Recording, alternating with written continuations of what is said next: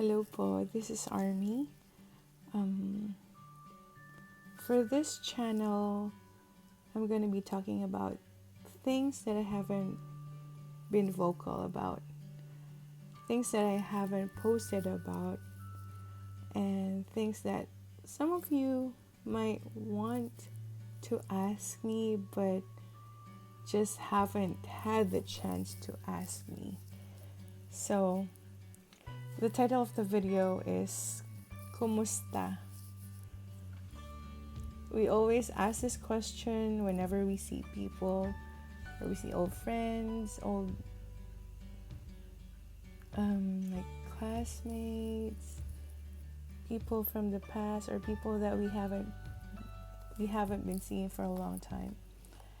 But do you really answer that question like kumusta ka na, how are you?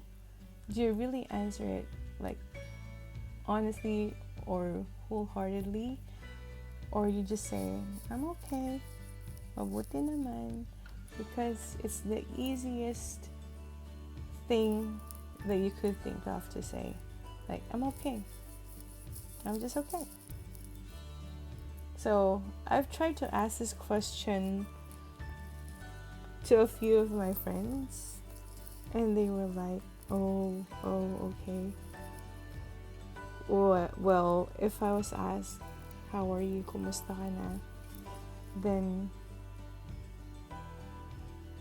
I'm gonna definitely say I'm okay.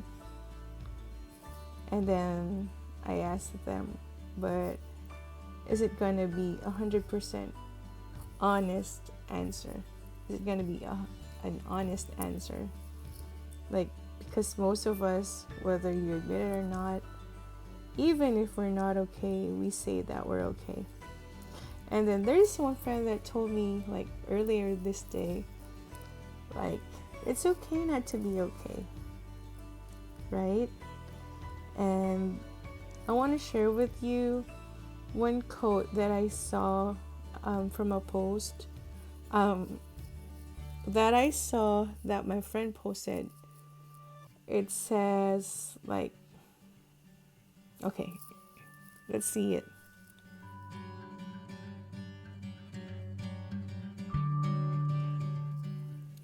There you go. So it says like, it's okay not to be okay, but it's not okay to stay not okay. I mean, everyone, not just me, not just you, like everyone goes through that. Not only the poor people, not only the rich people, not only young people, not only old people, everyone. We're not exempted. Everyone goes through that sometimes. But what is the reason why I'm doing this video? One of the reasons I actually had in mind is for other people who wants to ask that question to me to have like a slight knowledge or answer. Not just saying I'm okay, mabuti naman, but rather explaining more what is mabuti and what is okay naman through this video. So before I answer that question, kumusta ka and how are you? I just want to say, or I just want to start with the things that I have experienced like 6 months ago, so that you would totally understand where I'm coming from. Okay? So maybe around June, July of last year, I was in a birthday party with my friends. Like, there were only 5 of us at a friend's house, and like when I got home, you know that experience, like when you're out in the sun for a long time and then you go inside the house, and then the vision that you have is like, it's just blinding. I was experiencing that after I'm going back home. So I thought it would go away. So it did go away at first. And then after 3 days, I experienced it again. But this time, it would not go away. Like, I thought it would go away like the first time it happened, but it didn't go away. So I thought I had problems with my eyes. Thus, I had these made. So I thought they were the answers. Simple as that.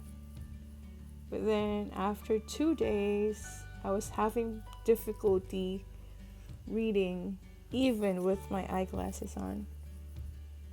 So I decided to come back and ask the person who did it, like, what could possibly be wrong with my eyes? You said you checked my eyes and the eyeglasses that I'm wearing now are okay. So what's wrong with it? Why am I seeing this? Why am I not being able to read things when they're near, or I'm having a difficult time reading per se? And so he checked again and like came up with the conclusion that I really have to see a doctor, like someone who does it professionally, like someone who knows way better and who could answer all my whys and my questions. And so I did that. So the very first time I went to my eye doctor, I was diagnosed with retinopathy. What is retinopathy? It's when your veins in your retina bursts and there's blood clot form inside the eye that causes a blurry vision for a person, and that was what I was experiencing. So right away the doctor said, like, your right eye could be treated with laser, but your left eye should go under surgery. And I was like, whoa, wait. I'm okay.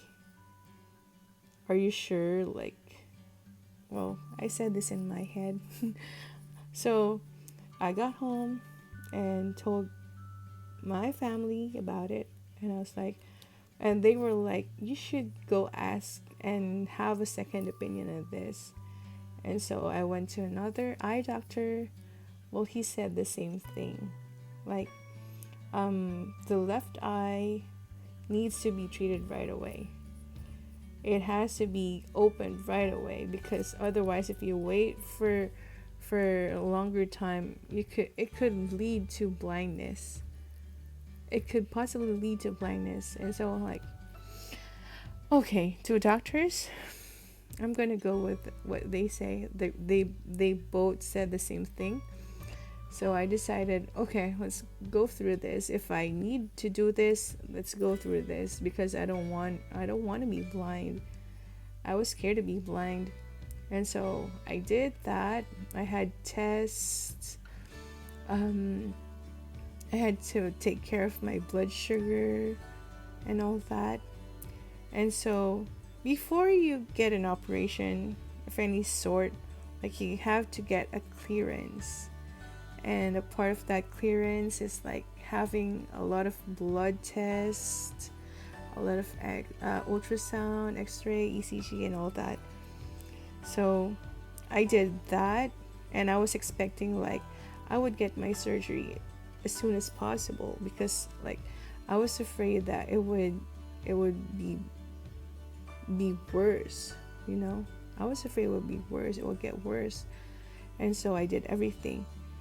But then when I had my test, something funny, well, I find it funny now, but before it was scary. Something scary happened, and it was really unexpected. So I got my results, and I was like checking, you know how blood tests have those results, and you have like the range of the normal results, and you can just compare and know if you have high results or just like normal results, right? And so one thing that caught my brother's attention is my WBC, the white blood cell count. Okay, so at first it didn't bother me because I didn't know what was going on. And he said, is this correct? Because the range says the normal is 10 and yours is 187. And I was like, oh yeah, I didn't see that. And he was like, what could that mean? I said, I don't know. So I asked my aunt, who's taking up medicine, if she knows what it could possibly mean. And she said, like, it could be just because of an infection, or just because I had my laser done on my right eye. It could be that. And so, like, we have no answers until I get to the real doctor. Like, he could explain it better, you know? And so I waited for that day. And when that day finally came, like, I saw the seriousness in his face. Like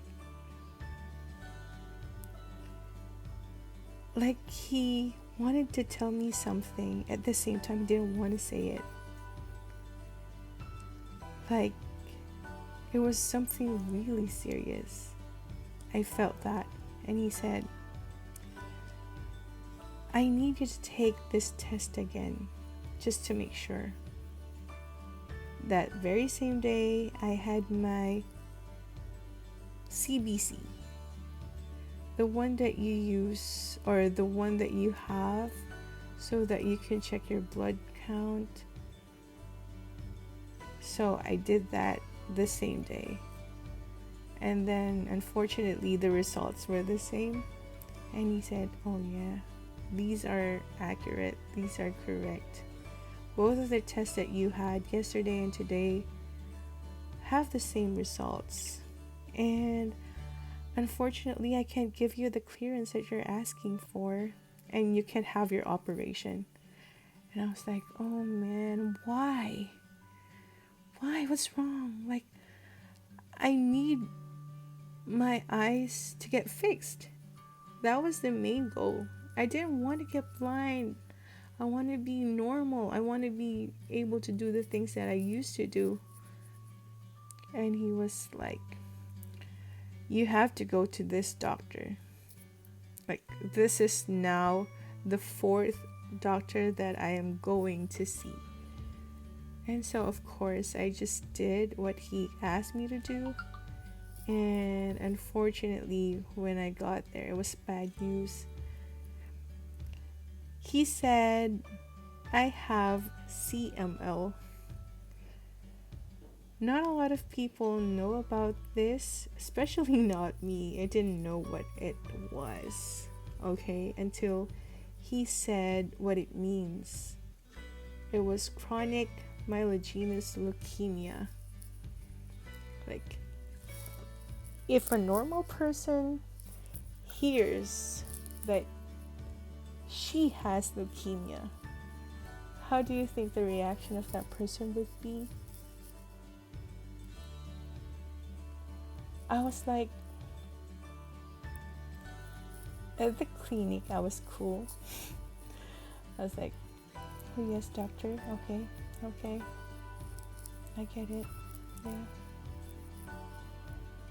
So I asked him what I should do next, and what I should take, or he gave all of that information. And as soon as we stepped out of the clinic, walked a little bit while waiting for someone to pick us up, I burst into tears. Like, tears that you cannot stop from falling down your cheeks. And I know a lot of people had that feeling one point or another. And yeah, I was just like, the term in the Filipino language where we say sinakluban ng langit. You know, like um everything was against you. Like all the bad luck in the world found you. Like it was Friday the 13th every day for you. That's how it was. And that was the beginning of everything. Well, you have to see the next video to find out what happened next. So, if you were to ask me back then, 5-6 months ago, kumusta ka na? How are you? I was gonna tell you, I'm okay. Mabuti naman. But you wouldn't know that I was going through all of that because, like, I look normal. I look healthy. I look the way I am before I was diagnosed with CML. The only thing that's different, I would say, is my haircut. I used to have my hair long. Now it's short, and my eyeglasses. Now I wear eyeglasses. That's it. So you wouldn't even know that I was going through all that. And my point is, for this video, my point is, it's easy to say you're okay. It's very easy to say you're okay, right? But sometimes we have to ask our question. We have to ask ourselves the same question. How are you doing? For real? Are you really okay? Because it's okay not to be okay. But it's not okay to stay not okay. So we have to help ourselves. I mean, yeah, we can ask help from other people. We can have friends, especially family. They're a big help. But we also need to help ourselves. And I will be talking about my journey in my next videos. And I hope to inspire. I hope to make others understand what mabuti naman or I'm okay means when I say it. So maybe that's it for this video. I don't want to be like too serious, but please watch out for the next one.